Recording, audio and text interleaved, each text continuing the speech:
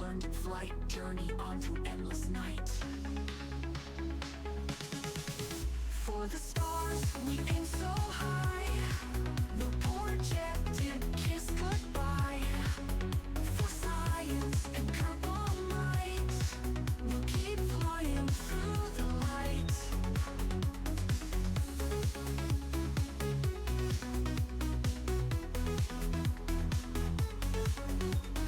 Rocket launch with hope so grand. EJ's got the master plan. Thrusters burn to reach the moon. In his eye you see the tune. Orbit dreams won't be delayed. Lessons learned from missions made. Turbo will forge a path to the stars beyond this path.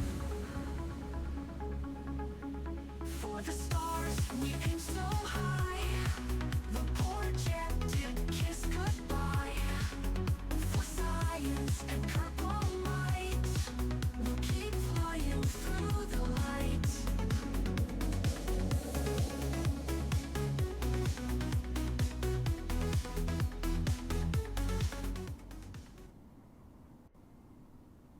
What's going on, everybody? Welcome to EJ's Rocket Lab Electron launch coverage here. This is the Mountain God Guards here.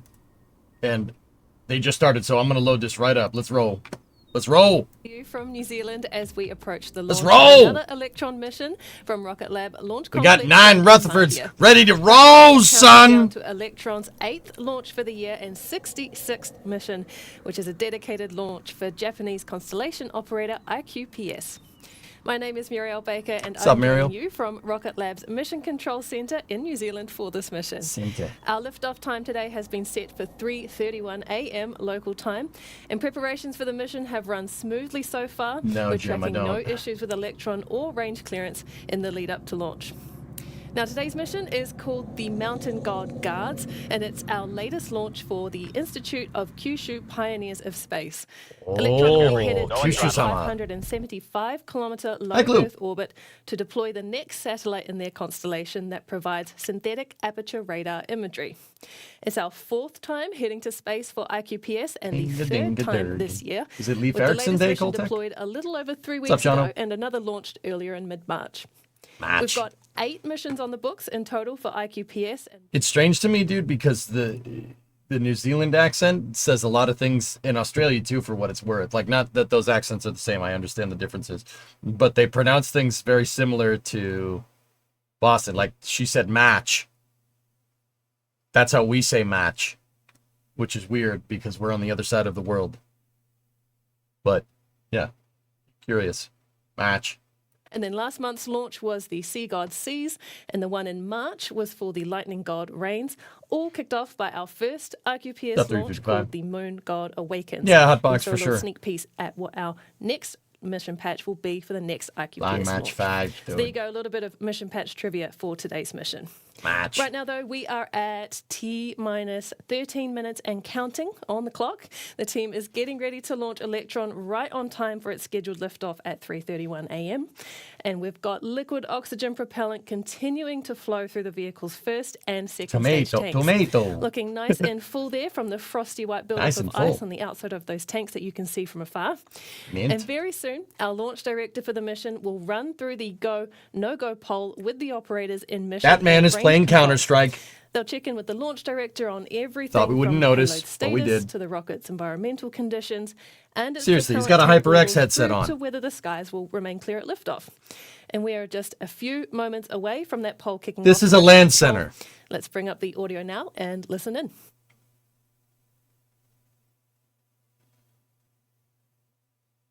All right, let's see what we got.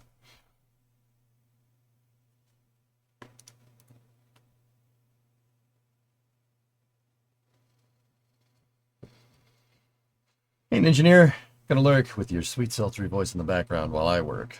Thank you very To much. all operators, we are proceeding with the go, no-go sequence. Sync is Stage. Stages go. Avionics, Avionics is go. GNC, Ooh, the GNC is audio's go. VCON, VCON is go. T1, T1 is go. GC, GC is go. PLS, PLS is go. RSO, RSO's go. MET, Met is go.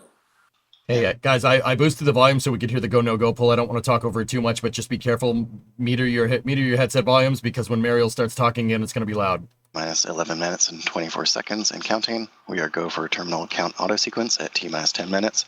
From this time, the 3-word procedure is in effect.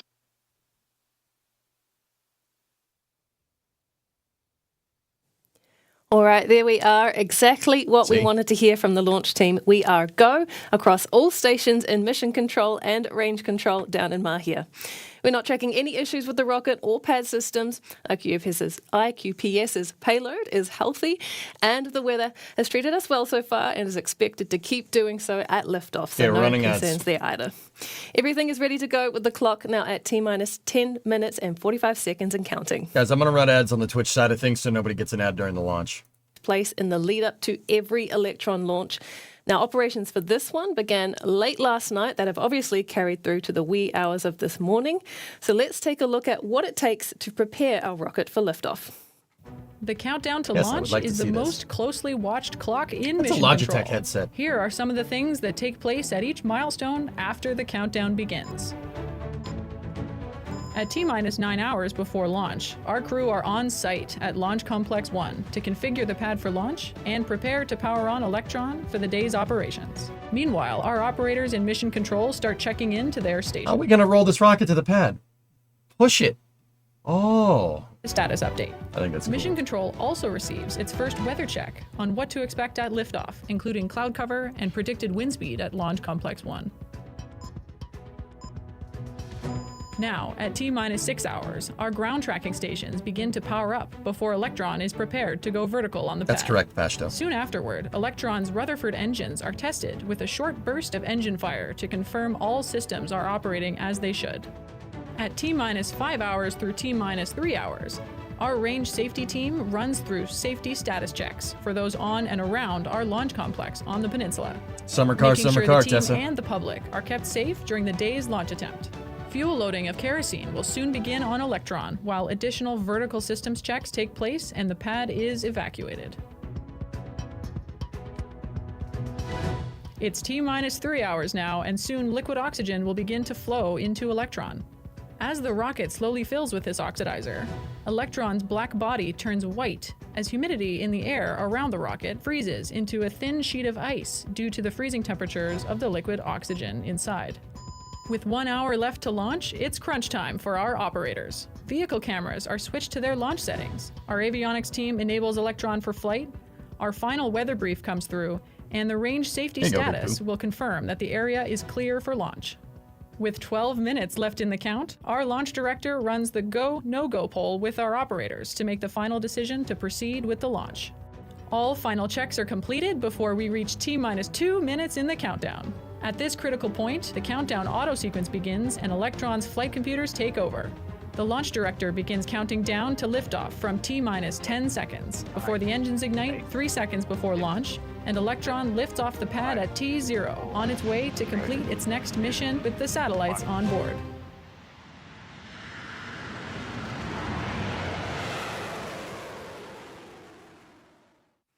So obviously plenty of work is involved in getting Jesus is great. every one of our rockets and its launch pad ready for its next mission to space. And every step of the way in that process involves a fantastic member of the Rocket Lab team. And if you'd like to join them, we are always hiring. So check out some of the jobs going in launch operations on our website, rocketlabcorp.com. Come help us launch even more missions like this one. Inside of 7.5 minutes here on the count.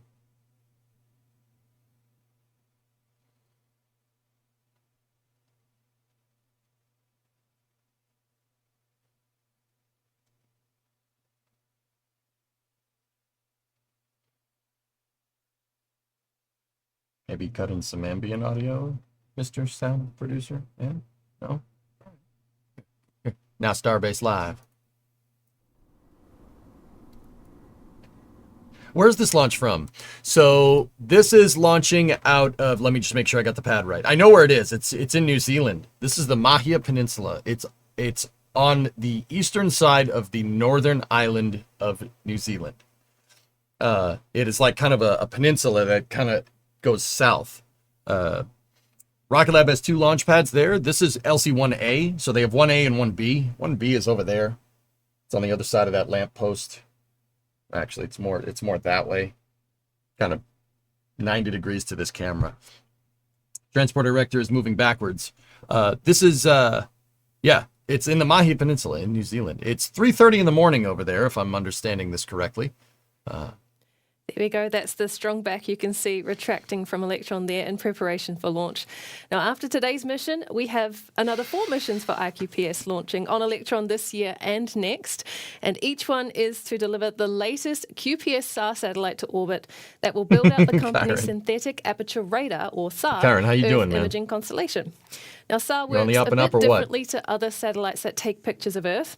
The radar in synthetic aperture radar describes how the satellite sends out radio waves from Good, man. space and listens for the echoes that That's bounce back that's from Earth. Disneyland. And surfaces like forests, Sydney. buildings, and water They're reflect those spying waves on the differently. Australians, mate. And the satellite and its constellation collects those measurements to dude. stitch together one large, clear picture. Now, SAR is particularly useful for being able to see, even at nighttime or through clouds, for consistent Or coverage through over roofs. a specific area. And IQPS is planning for a constellation of up to 36 of these SAR satellites in total. And it's great to be able to support them to build it out over 4 missions to date, the ones to come, and That's civilian SAR, by the way. Yeah. Yeah. Don't read into that statement any more than you need to. But also, QPS, because building out a constellation requires That's control over when a satellite tech. is launched and where it's being deployed to, so that the constellation can really be fully optimized for the mission, and that's exactly what Electron was created to provide. Now, demand for that has which grown Disneyland? across the industry. Well, it said Anaheim, California, so that's the Disneyland. If it was Disneyland in Florida, that wouldn't be Disneyland at all. That'd be Disney World. Disney World.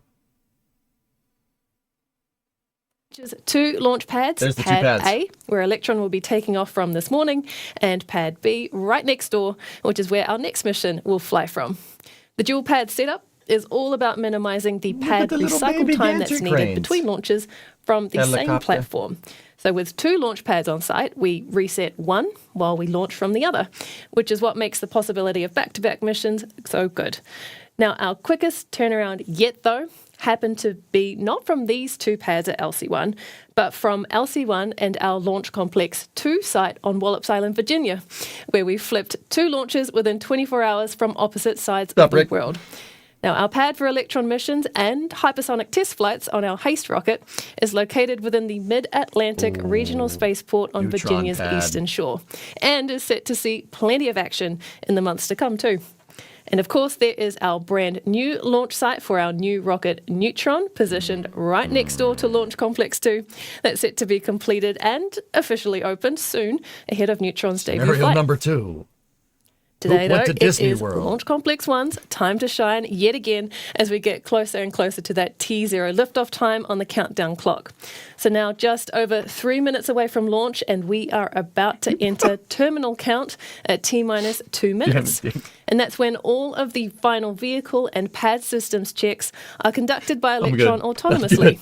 Our launch operators will voice those checkouts across the audio channels along the way. So let's turn the volume up and listen in as Electron rolls through the countdown. All as good as a green. To all operators, we are go for auto sequence start at T-minus 2 minutes. Okay. And LD is go for launch.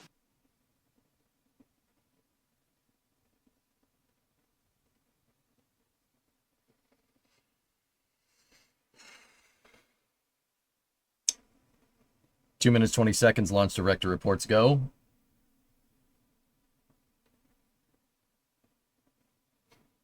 There you go, Cash. Tune in right at the right time, man. Are they using a reusable booster? No, they're not. Electron. Rocket Lab did have plans to reuse Electron, but instead The of vehicle is fully on internal power. okay, it's off, AFTS is green and enabled for flight. off the grid. Flight termination. Automatic flight termination system is armed. How's your brain? I'm good today. Article. Yeah. They had plans to reuse Electron USOP, but they decided to pivot to just making a reusable rocket instead of retrofitting this. That's what Neutron is all about. That's what that other pad that you just saw with the gigantic black water tower at Wallops, that's what that's about. Neutron Launch load is complete. System is in recirculation. Lox Recirc is on. Discovery, go at throttle up. Hey, Dooms. 2-month resub. What's going on? We're all good, Fluffy. Yeah, we're all good. Both, it was just just like a day thing, whatever it was. So yeah, they have reused parts from an Electron. They never reused like a whole booster. They reused engines before. Anti-geysering is disabled. T-minus 1 minute, but they've never. Yeah, they're moving to Neutron for reuse, which is pretty cool. Stage 1 and 2 tanks are pressed for flight. Okay, tanks are at flight pressure. T-minus 45 seconds. High flow engine purge enabled. Okay.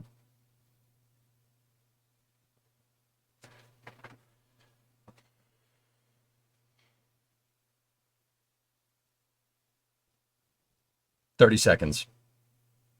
Gibby. Discovery, go at throttle up.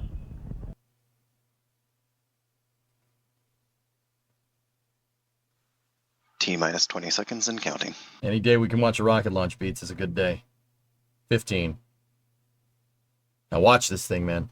Electron gets out of the hole pretty quick. 10, 9, 8, 7, 6. Sound suppression system 5, and pad deluge is on. 4, 3, 2, 1. Send it. Liftoff.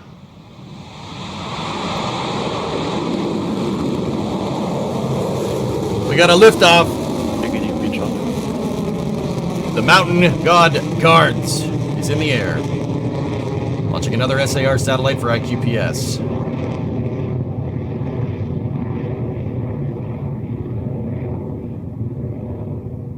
Liftoff, ignition, everything looked good there. A lot of ice coming off the vehicle today.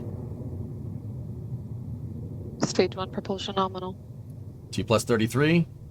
Vehicles traveling 600 We kilometers an hour, are 3 on our kilometers way in to altitude. space for IQPS, a beautiful ascent from Electron, clear against the night sky for its 66th launch. Now watch as those little bit speed and boasting, yeah. altitude dials continue to climb up as we come up against maximum James. aerodynamic pressure shortly. We're now at T plus 53 seconds and counting into flight, so that call out for max Q should be heard soon across the nets. 1 minute, 1,300 kilometers in speed, 10 kilometers in altitude, and ascending. Call for maximum dynamic pressure should be coming in here in a second. Cleared max Q. Okay. James, what's going on? That's max Q confirmed, and Electron is continuing nominally, now about a minute or so away from staging, and MECO on the first stage. So we're going to see all 9 of those Rutherford engines on the bottom of the first stage shut down, and then very quickly after that, the first stage will be released by the separation locks on the vehicle. Straight away, we should see the second stage Rutherford engine light up to push Electron and its payload away and onward to orbit, just a few moments away from that now.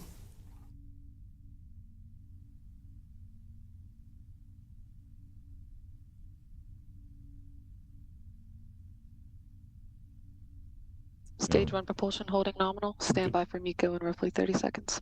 2 minutes into the flight, vehicle now traveling at 5,400 kilometers an hour, 45 kilometers in altitude. Staging should be in the next 20 seconds. 15 seconds to staging. Or 15. Insert burnout detect mode. Everything looks good on stage 1 propulsion here. I mean, we as good as far as we can tell from the picture. I mean, MECO confirmed. engine cut off, stage separation, Stage separation confirmed. cutting in the wrong mic. Stage confirmed. Oh, the right mic. Are you kidding me? They have a mic on the second stage. Healthy Rutherford Dude, engine startup that was on the awesome. second stage now that we are clear Oh, of first that was stage sick. MECO and stage separation. was like, Electron's altitude wrong now mic. is sitting at over 95 kilometers above Earth, boosting along at more than 8,000 kilometers an hour. And everything is going very well so far for this mission.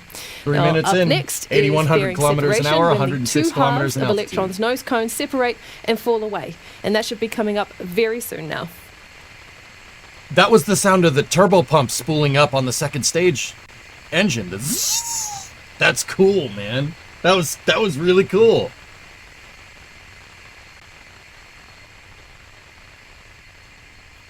Yeah, Taco, I don't think we've ever heard that from Rocket Lab before. That was really neat. Hey, Mike, what's going on, buddy? Stand by for fairing separation. Fairing jettison confirmed. Jettison confirmed. HVB discharge holding nominal. High voltage battery discharge is good. The batteries exactly are as planned. There goes those fairing halves powering from the Electron, and hello motor to for the second stage. QPSR 11 on your screen there, safely integrated to the kick stage on top of the second It has a stage go handle. as it It's right there. continues on to our Superstars. 575 kilometer target orbit.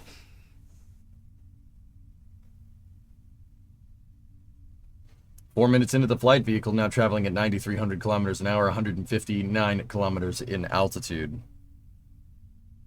Do they use the niobium nozzle too? We've got To an just extent, under yeah. 5 minutes or so of Dang it, engine Muriel. burn time for this stage 2 Rutherford left to go. And it takes absolute precision and control from our guidance It's crazy, system Tessa. for the second stage to keep it on the path to orbit. And our engineers have to take into account the Earth's rotation, the forces of gravity, resistance against the vehicle, and the angle it should be oriented to carry the kick stage to a nominal transfer orbit. Now, Electron is programmed to make any adjustments needed along the way, but so long as those two lines on your screen for our planned and actual trajectory are closely aligned, then the mission remains in the clear. Slightly lofted, or slightly underperforming right now, but the guidance system will compensate. If you look over there, the red line is a little bit lower than the dotted line. It's enough to stay in the track, but they're getting a slight underperformance from the second stage engine. Guys, don't read too much into it. Most rockets do this. If you guys One watch, of the next actions coming up on the second stage will be the battery hot swap. I'll talk more about that in a second. If you guys watch CSI Starbase, my buddy Zach over on his YouTube channel, he has a pretty good explanation with his Pogo video about why rocket engines slightly underperform or slightly overperform.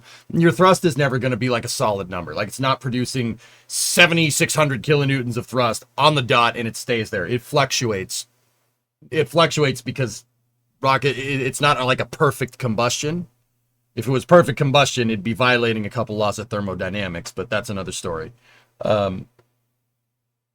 So with rocket launches, you do get some slight underperformance, slight overperformance. It happens. That's why they have a track. Rockets have like a track that they go down, and as long as you stay in the track, right, you're good to go. They're a little bit down inside of their track, like proverbial track. Think of it like a race car on a racetrack. You can, as long as you're inside of the barriers, you're fine, right? There are proverbial barriers here, and if it goes outside of the barrier, the flight termination system would be like, nope.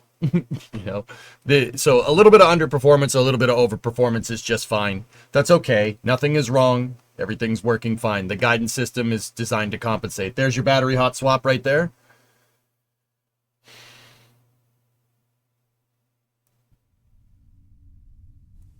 A seamless battery hot swap there for the Rutherford engine, continuing on bright and beautiful past 240 kilometers in altitude now.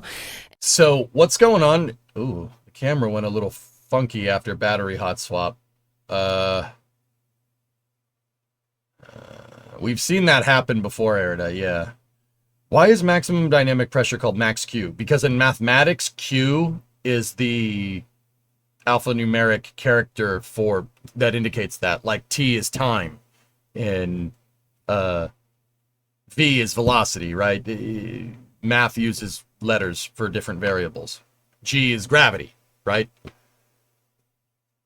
Yeah, there is some, we've seen this happen before. That's been a thing. I don't know if it's normal. I'm pretty sure they don't want that, but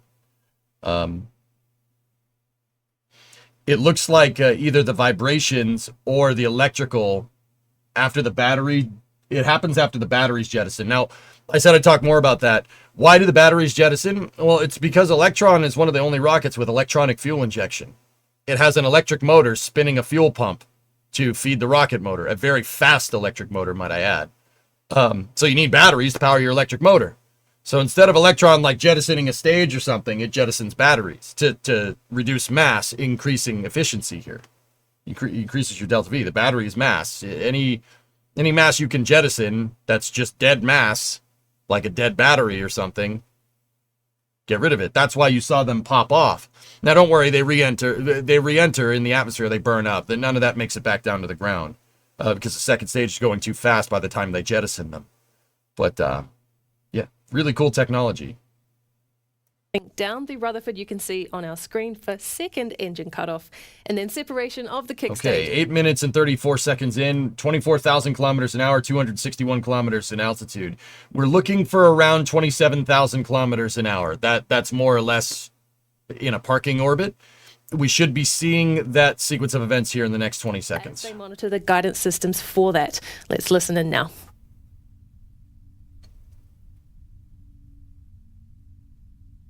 Seeker confirmed. Yeah, see? Stage separation confirmed. Slight underperformance. 26.923. Nominal transfer orbit achieved. Nominal transfer orbit. Great Décollage. call out there from Mission Control. That is SECO confirmed for the second stage, with the kick stage now successfully separated to its transfer orbit with the QPS SAR 11 satellite for IQPS. The stage will compensate. Ahead of them as the kick stage and the satellite go for a coast around the Earth before the kick stage can ignite its own propulsion system to perform the final maneuvers that place the payload on orbit. So we've got about 40 minutes or so until that takes place, but we are not done yet. We're going to take a bit of a break now, so go and grab a coffee and enjoy the relaxing tunes of our good friend Tim Dodd, the Everyday Astronaut. And I hope I'll see you back. Tom did the occasional Astro Boy? Oh, I love that guy.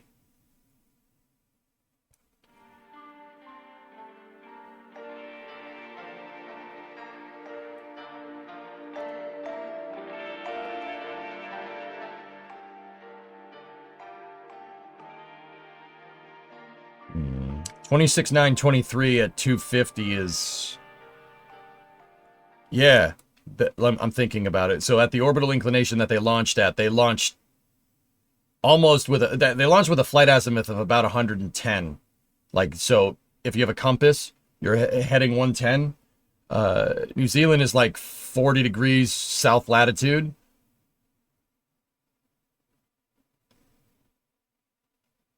Hmm. 26.923, 250. Yeah, the telemetry indicated slight underperformance. That's just a little bit slow. It's not, it's fine. That's why they say nominal orbit insertion. Nominal means within a certain range, basically. So, like, if you're newer to spaceflight terminology, you hear people say nominal all the time. What that means is, like, it's good enough. You're in the ballpark where you can compensate for it. The second stage or the third stage with the Curie engine will compensate. But yeah, they did get a smidge of underperformance. That's cool that they showed it, and it's a great teaching opportunity, guys. But yeah, don't get me wrong. I'm not trying to say like, oh my God, something's wrong. No. That happens all the time. It happens all the time. If like SpaceX showed their telemetry, you do get some slight variations in performance every launch. Every launch. That happens all the time with every vehicle. That's why rockets have smaller thrusters like RCS on them to compensate for these slight changes in velocity. That it happens. Some underperformance does happen. Overperformance happens. As long as you're going more or less in the right direction and you're within a nominal range going in the right direction, you're fine. You can compensate. But there's a certain amount of deviation where the rocket wouldn't be able to correct its trajectory with the fuel on board, and that's why the track exists.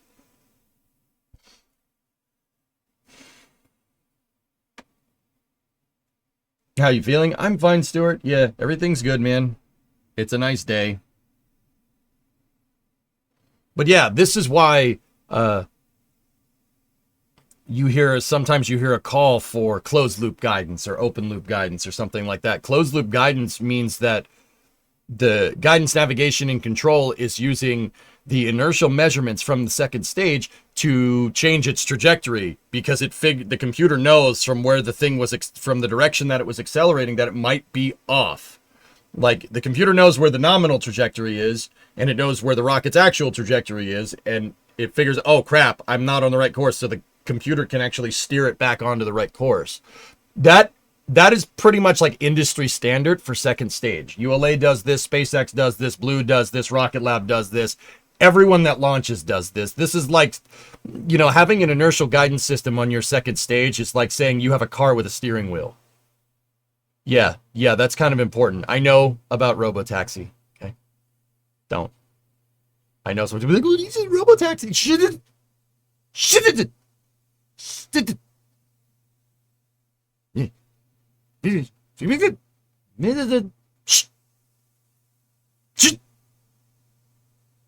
Nope. I hear you type it. Stop it.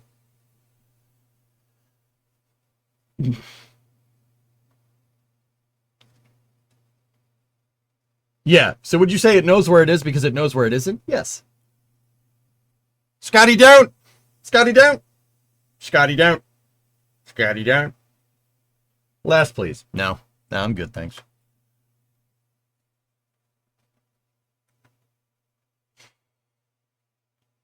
You want to hear the spin up of the stage again? All right, that's fair. That's fair.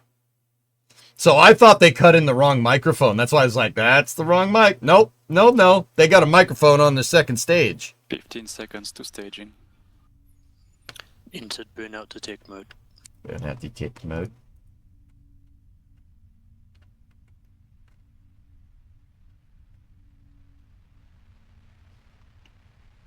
Miko confirmed. Stage separation confirmed. Oh, that's sick. That's awesome. That is a healthy Rutherford engine startup. Dude, what you heard there was the electric motor spinning the impellers and then ignition.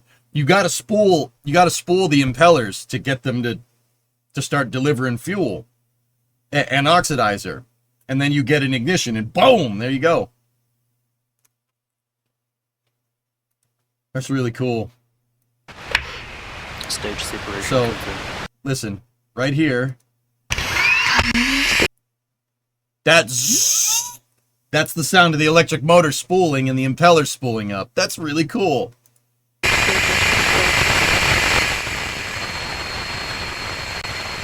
Man, that motor's going into overdrive. Also, bus.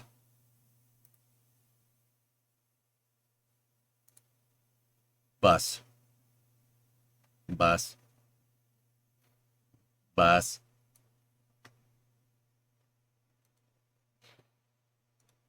Sounds exactly like the spin up of a mini jet made from a turbo. Well, there's no turbine in Rocket Lab's design. There's just an electric motor that's driving an impeller. So it's more like an electronic fuel pump. So you're hearing the electric motor spin up. It doesn't take very long. That's part of the reason why Rocket Lab gets off the pad very quick. You're not spooling a turbo, you're spooling the motor. Absolutely love that one video of the Saturn V where you can hear the turbo pump spool up before ignition. Yeah, it's pretty cool, man. Is the electric motor just to get combustion started, or will it continuously feed? Oh, you just answered. Yeah, no, it's electronic fuel injection, Coltec, like a car. You have an electric motor that's turning an impeller, it's turning a fluid impeller, that's feeding your injector plate. Yeah, it's electron. Rocket Lab doesn't call it that, but it is electronic fuel injection by definition. I just think that's cool. It's technically not, it's not exactly like a car, but the idea is the same. You have an electric motor back pressurizing against an injector, except instead of a solenoid driven fuel injector, you just have an injector plate. So it's basically, it needs to deliver extremely high pressure because your fuel injectors are always open in a rocket design. You don't have an opening and closing fuel injector because there's no piston that goes up and down, right? Magic school bus, nice. Miss Fizzle's branching out, yeah.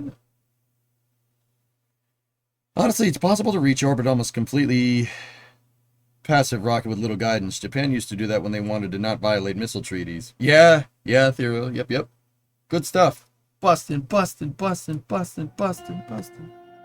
Alright, guys. It's a little ways off to deployment, so I think that's where I'm going to stop the coverage here. I'll give you mission updates as we go, but I think it's time to go out to the garage. Let's go out to the shop. We got some work to do. There's some things to talk about with fitment on the frame rail. We got to do some modification again. So, Brimo is fine. We're good. We're getting better. So, yeah, you guys know the drill. I'm going to jog the VOD on the YouTube side of things. I'll change up the title. Be back momentarily. And, yeah, I'll see you in a second.